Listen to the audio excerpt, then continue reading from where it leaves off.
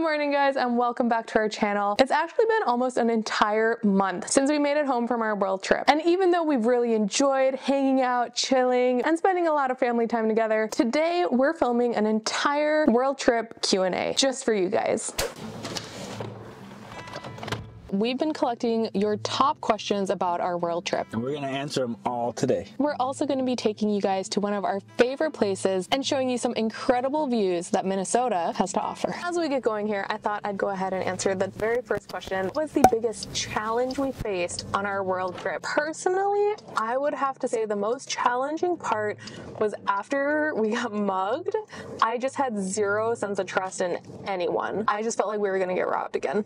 So that, to me, that stress that I always had was very hard. So the most challenging part of the world trip for me was probably planning everything. We had to make sure we found a hotel based on our budget if we didn't have a car and so forth. So that was the most challenging for me.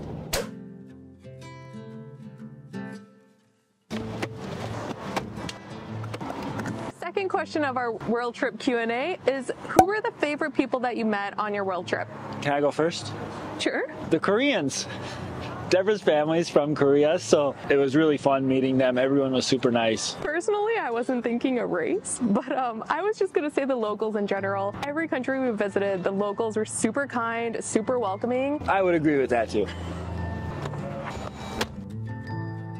As we pull into the place that we're going, we're gonna go ahead and answer our third question of our Q&A. So what was the favorite place that you visited on your world trip? So people ask us this all the time. Honestly, I don't have one. There are plenty of places that I would visit again. Every place was just an incredible experience. I feel like there is no one place over the other. I can never choose one, and every time I do answer, it changes. I would agree with Deborah a little bit on that one because it's really hard to pick, but if I had to pick one, I know it's kind of a repeat of last one, but it would be South Korea. I was always kind of been super excited to visit since we got married. Korea's a pretty cool place. It is. Check out our ultimate guide too. Welcome to Taylor's Falls.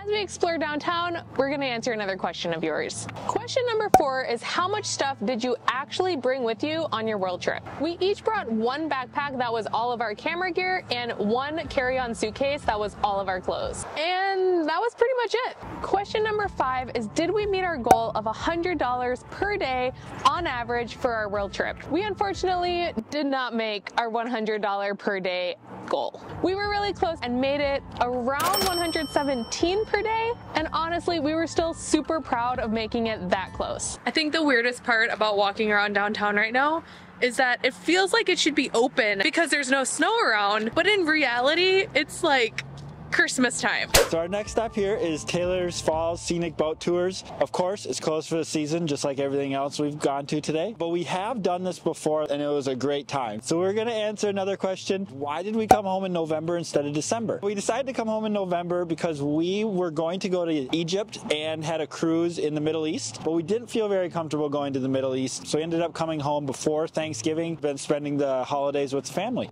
Welcome to Interstate State Park, one of the top attractions here in Taylor's Falls.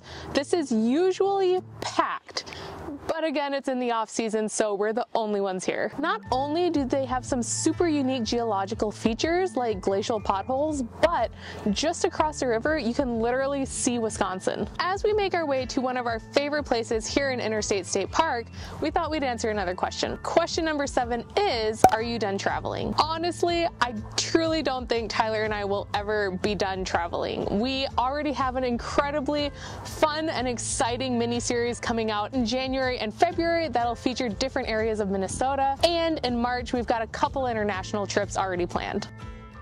So we are doing some hiking here, and we're going to answer another question. What are we doing now? So currently I picked up a seasonal job, and I am de-icing aircrafts at the airport. Deborah's just working on editing our blogs and YouTubes.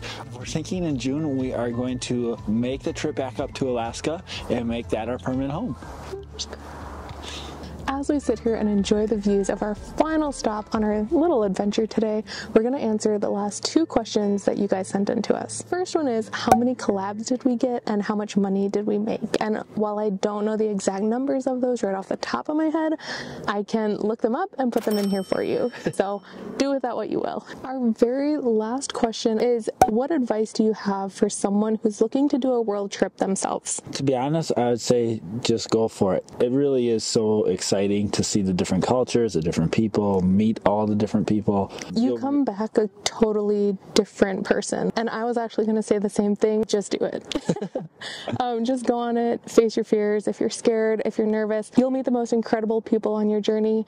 And that's how we met all of you guys. So we're super thankful. And thanks for watching. Make sure to subscribe. We'll see you guys next time. Bye. Bye.